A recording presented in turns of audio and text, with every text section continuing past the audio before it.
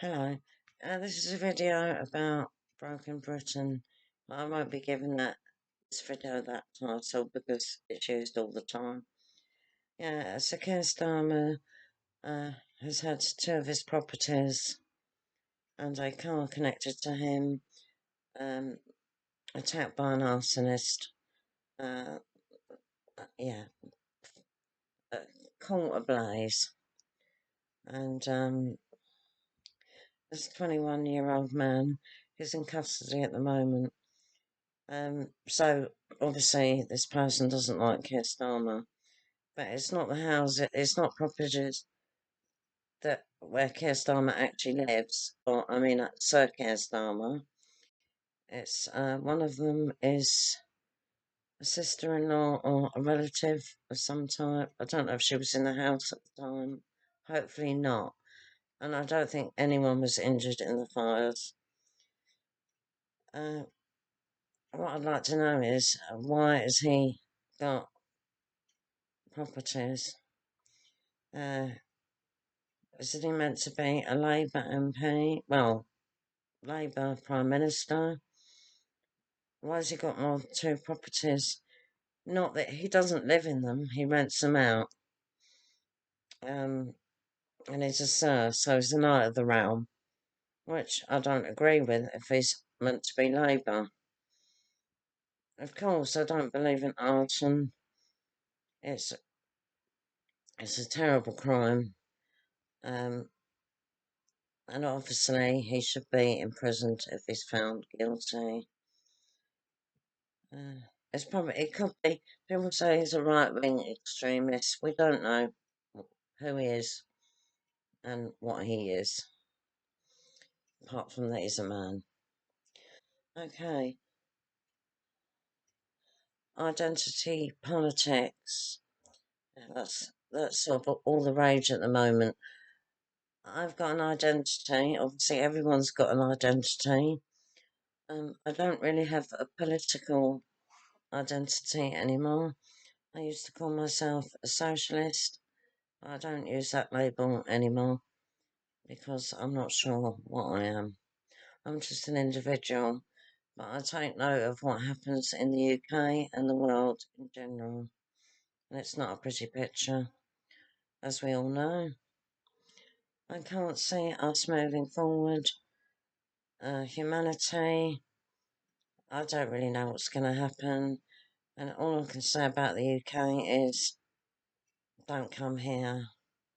A lot of people are leaving. A lot of people are going to Poland, even people that aren't Polish. A lot of people going to Australia, the USA, and various other places. I would like to emigrate if I could, but I can't. No one would have me. I'm not skilled in anything. I'm not highly educated. I'm disabled, mentally ill, etc. No one will be interested in me, so I have to stay here. I've actually got Swiss nationality, dual British and Swiss nationality. Unfortunately, well, I'm not sure about unfortunately. I don't have Swiss citizenship. I don't want it, basically. Um, when I think about what countries I would like to go to, if I could emigrate, I'd probably choose Greenland. But they got problems there at the moment as well, because they're part of Denmark. And I think America wants to take them over. And the Greenlandic people don't want that. They want to become independent. Um, but that was, and a lot of the people, most of the people, population are Inuit, what we used to call Eskimos. And I am actually related to Inuit people. I know it's hard to believe, but I am. Okay, UK. Right, I'll talk about the NHS. It's crumbling. Well, it's been crumbling for years. And I think it's getting worse deliberately. So that eventually we will all become every service will be private. Like, I live in the London Borough of Bromley, which is the second most expensive London borough after Kensington and Chelsea. So we pay a lot of council tax. Council tax is something you pay for roadworks, bin collections, recycling collections, schools, etc. And it's a lot of money. I've lost my thread now. Yeah, I live in the London Borough of Bromley. Rubbish borough. Well, they're probably all rubbish. I don't know. And I can't get a doctor's appointment. No. Today I phoned up. You have to phone up at 8 p.m., 8 a.m. in the morning. And then they tell you that I was told that there was 30 people in front of me and I could press a number on the phone, so that would get a call back. Right. The call back was about half an hour later, which is quite quick, actually. And I was told there was only one appointment for next week, but it was with a doctor that I don't like. The only doctor in a surgery that I don't like. And I thought, I can understand why he's got an appointment open, because he's not a very likeable doctor. And there's about 7 doctors in that surgery. So what I have to do is phone again tomorrow, and at 8 o'clock on the dot, or just before that actually. But my daughter also needs an appointment. So I feel guilty. If I get the appointment and she doesn't, I'm going to feel really guilty. But this is ridiculous. In the past, it was so easy. When was it? 10, 15 years ago and more. It was easy to get a doctor's appointment. But since COVID, even before that, it's virtually impossible. I think I've only had about 2 face-to-face appointments with a GP, general practitioner, twice in 5 years. Something like that. It's ridiculous.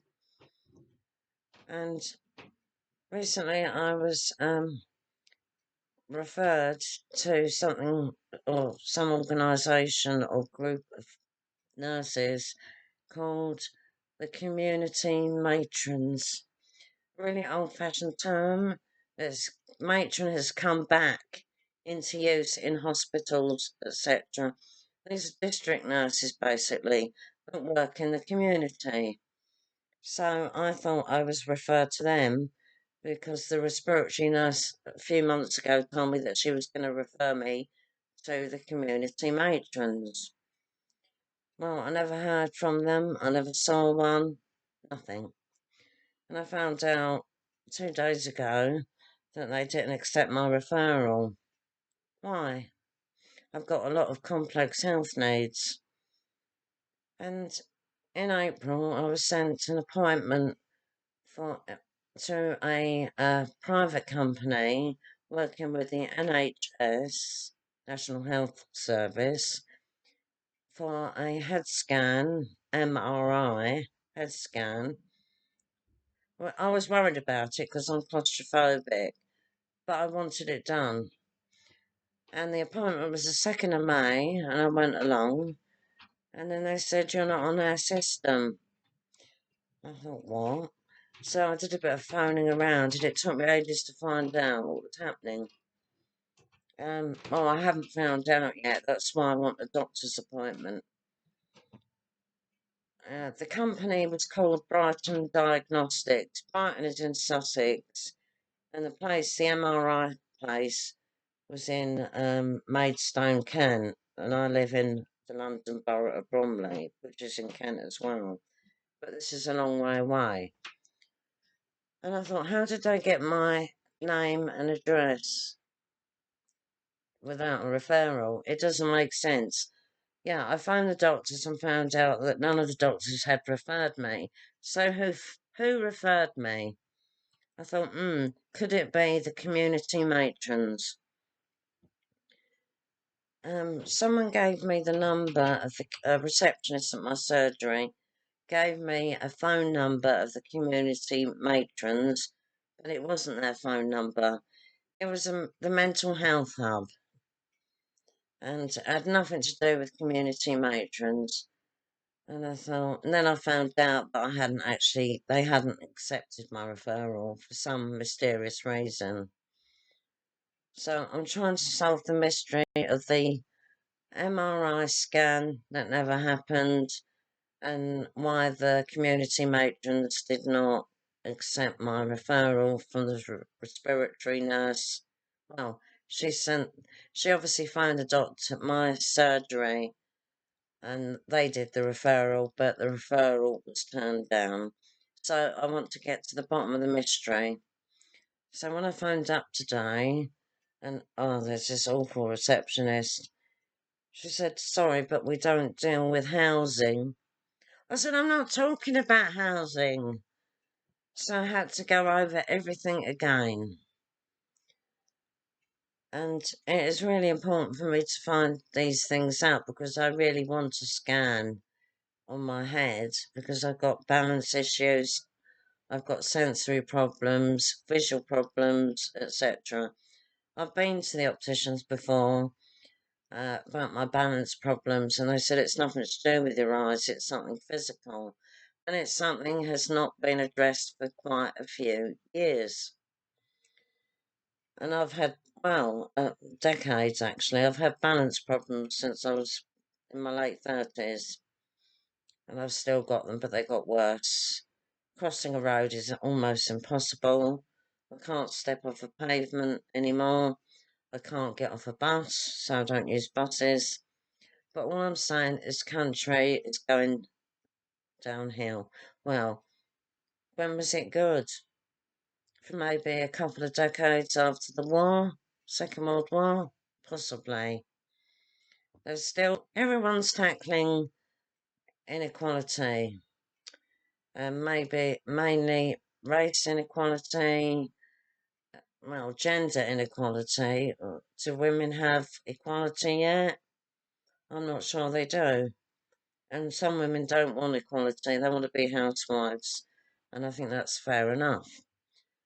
But no one's looking at the most important issue, and that I think is wealth inequality. No one's addressing that. I'm watching it's not exactly right wing. It's this channel where this man, brilliant man, has guests that are basically anti woke, which I am. I'm awake, but I'm not woke. And he has all these varied guests, very intelligent, highly intelligent people. There are some that I don't like, but the majority I like. And I've learnt a lot. And they often talk about the right wing and the left wing, leftists and rightists. But to me, there's not a lot of difference politically with the Conservatives and Labour Party. Basically, they're the same. Yeah, I used to call myself a socialist. Uh, the last time I voted was for Jeremy Corbyn, and that was quite a few years ago. I didn't like his anti-Israel,